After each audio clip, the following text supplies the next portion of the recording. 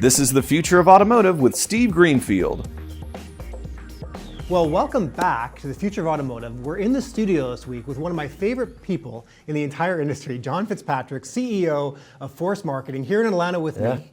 And so it's a short drive up here to the studio. That's right. We're really happy to be here today. And we're going to riff a little bit about 2025, the trends affecting dealers right now in the industry. We're coming on NADA. We just had an election.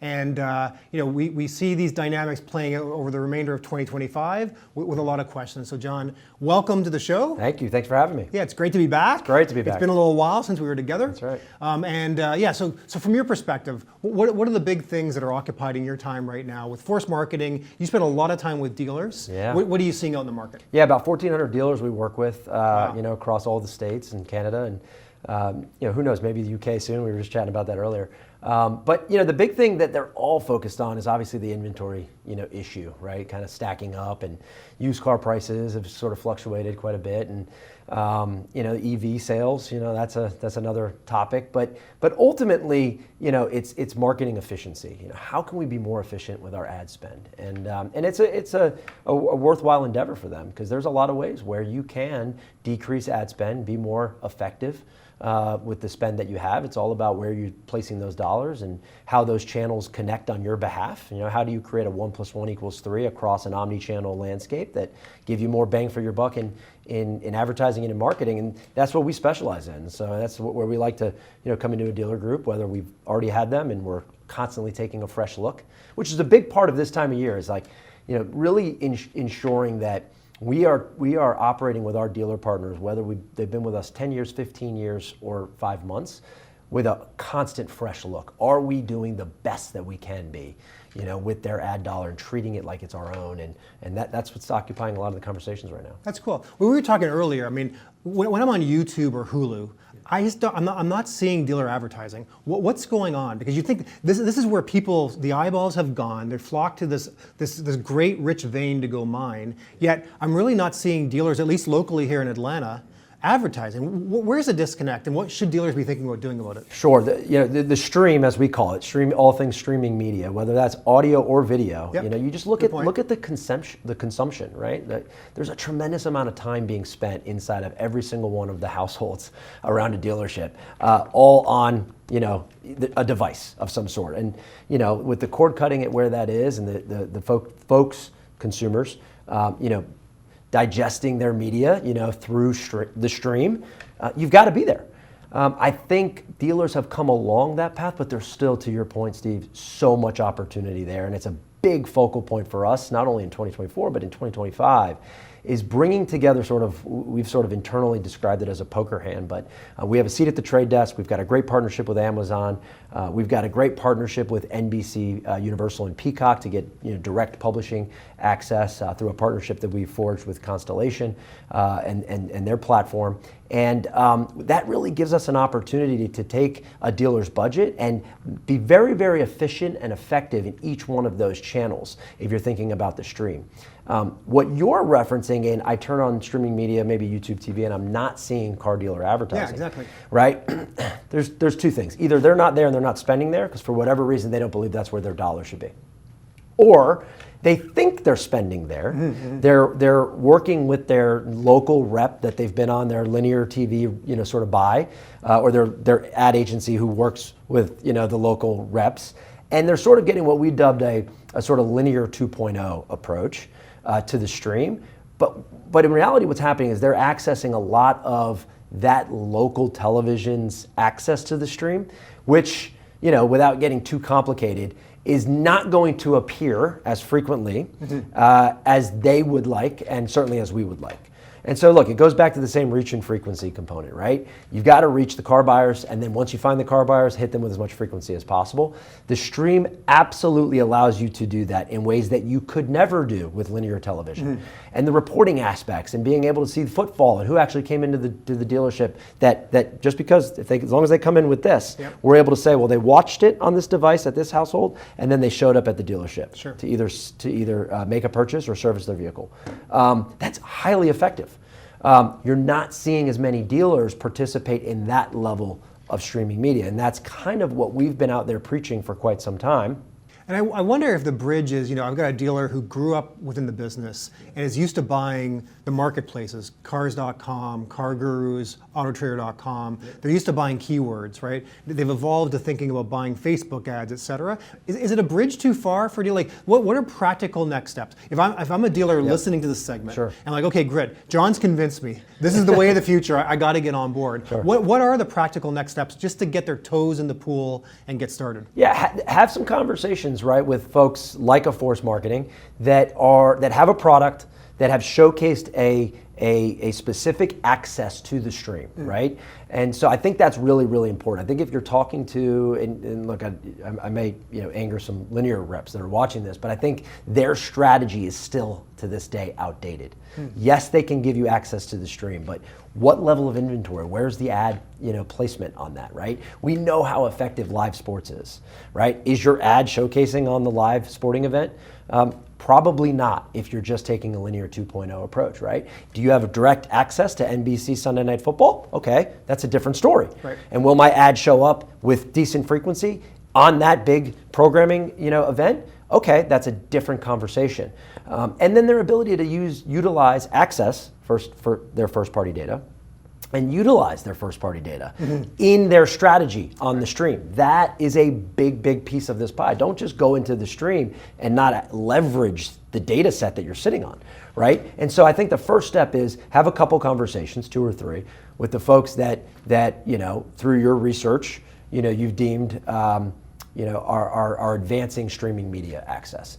And then, allocate a budget. And to your point, maybe to your point, I don't think the budget has to be new budget, right? It can be from existing areas that you're not getting the return on ad spend that you had either once seen or hope to see. Yep. So give that streaming media opportunity a chance, and a real chance, right? I think, for most dealers, most hyperlocal marketplaces, sure, you could spend $3,000-$5,000 a month in streaming media.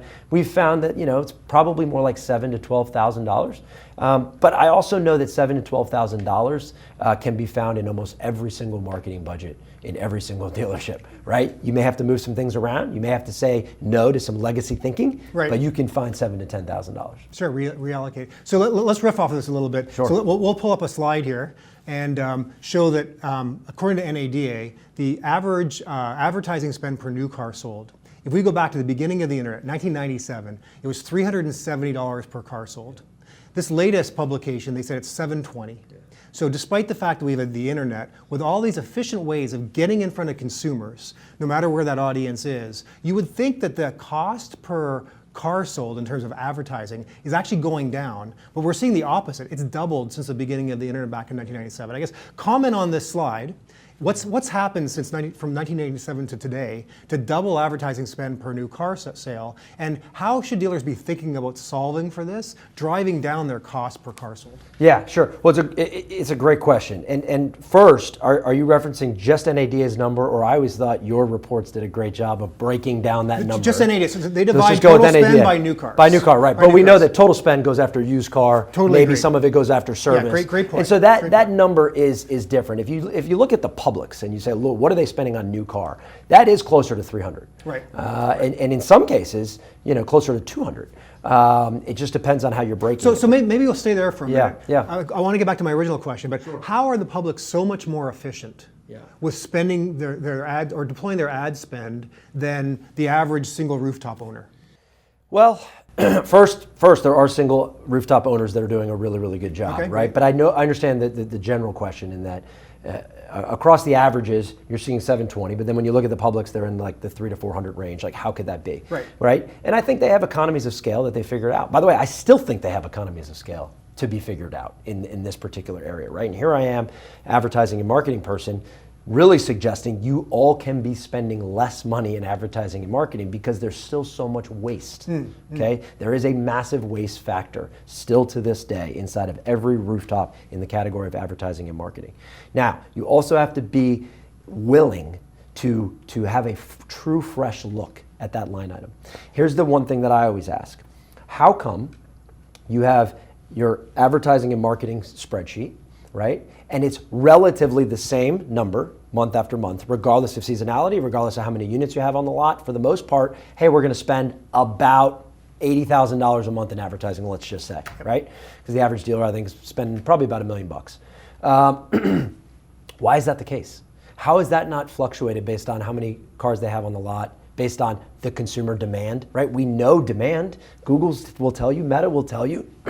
You can do some research to tell you what the current demand level is so that you can allocate more or less dollars per hood, right? And so they just, in my opinion, this conversation needs to be a moving target and where you are always looking for the return on investment. First question we ask a dealer is your marketing and advertising expense, is it an expense or is it an investment?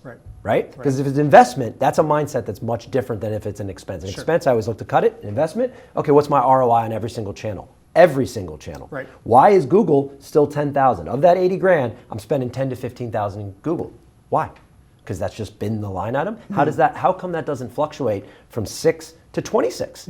Based on demand, based on units that you have? Why would that not be a fluctuating number?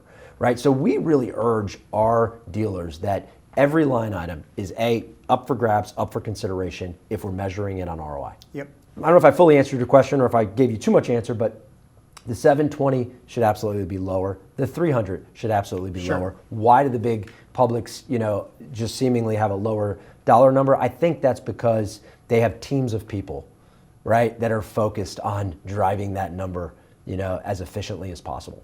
The corporate stores that do the best job when you got a really good GM operator, right, with dialed in service director that really understands the retention and life cycle and how that whole thing, works, and they have a really good relationship with their VP of marketing or their marketing team at corporate. And when those two are dialed in, you're seeing efficiencies galore.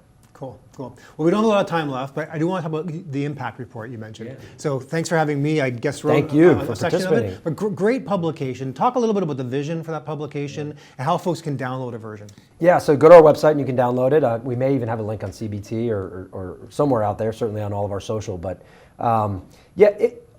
we gather a lot of information throughout all of our conversations with all of our dealer partners and our OEM partners, right? We're on 12 of the certified program lists. And in all of that, we've found that, wow, there's a lot of different data points that we're collecting in an ongoing basis. And then we've got great partners like yourself and Frank Eckert, who specializes in fixed ops. And if you have any fixed ops, opportunities, let's just say, or you feel that, hey, we could be doing a lot better in fixed ops, let Frank come in and analyze. The guy is unbelievable. He spent a lot of time at Gulf States Toyota and understands TLE and TLEE like the back of his hand, but really just understands how to make the service consumer move into the dealership. And so if you think you're losing at a higher rate, you got to give Frank an opportunity to come in from a consultant standpoint and say, here's some quick things that you can do. And I'm talking quick, not you have to overhaul. I mean, maybe you have to overhaul, but he can come in and make a difference in month one. And so that's been a great resource for us. We want to always be resourceful, right? Because oftentimes when you're crushing it for a client in marketing and advertising, they look for other ways that you can help them. So Frank's been a great resource for that. And then Todd Caputo is another one. It's been a great resource. He looks at the business a little bit more holistically. He's got great understanding of the used car and how to buy effectively, and but also understands new car, understands fix, understands the whole thing. So if you have maybe you have a dealer group, you got 10 stores, and there's 2 stores that just for whatever reason, GM after GM, we can't figure that out. Bring Todd in; he really understands it.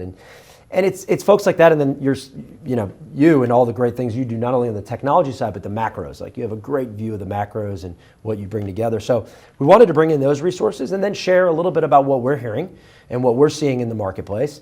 And then give us an opportunity to share, for example, the drive and the updates that we've had to drive and the results that we're giving our clients, and then some of the good work that we're doing, giving back to things that are important to our business. One of our core values is leave better than found. Right. And we spend a lot of time in the organization giving our time, talents, and treasures, quite honestly, to the National Pediatric Cancer Foundation and the great work they're doing down in Tampa, who came to us by way of a dealer partner, by the way, who said, hey, we need some help in marketing. You're helping us with our stores. Would you come in and help this foundation? And 8 years running, we've been doing a great job helping that organization. And so, whether it's raising awareness for pediatric cancer or how to help improve their dealership, we felt like this was a great report that could be ongoing, and the response has been fantastic. So you will see a Q1 and you will see a Q2 of 2025.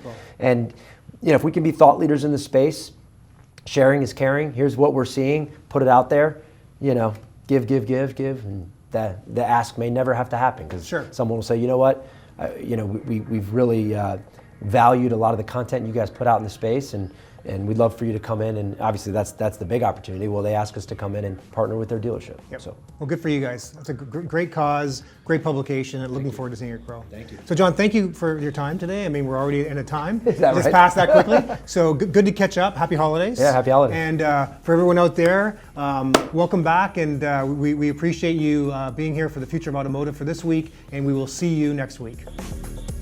Thanks for watching The Future of Automotive with Steve Greenfield.